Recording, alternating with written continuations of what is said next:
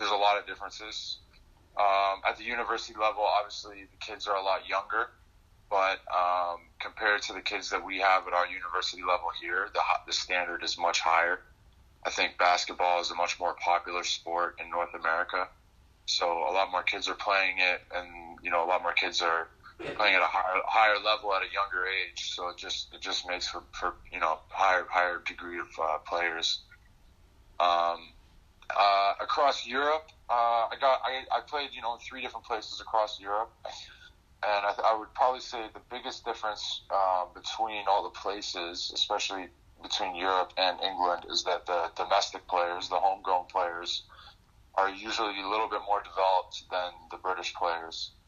I think that the British players here usually pick up a basketball a little bit too late. Most kids are playing football or other sports, and then they don't find basketball until maybe they're already in their mid-teens. So it doesn't give them enough time to develop. Not to say that there aren't good British players, because there are a lot of good British players.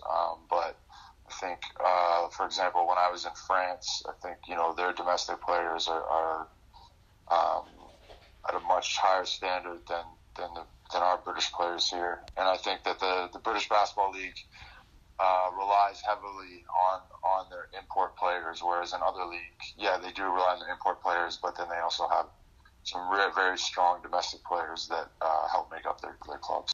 Yeah, exactly. And I think funding is like where the key thing. And obviously that's a big debate that's going on right now in terms of funding and where's the country's money going for sport, and a lot of it's going towards these individual obscure sports, when we have basketball getting cuts, and it's in the country it's either the second or third highest played team sport among youngsters. And I think that's where it all starts is you got to get the kids hooked when they're young, and it's such a great sport. Like internationally, it's such a popular sport, and it's such a great sport. All you need is a pair of shoes, a hoop, and a basketball. It's easily funded.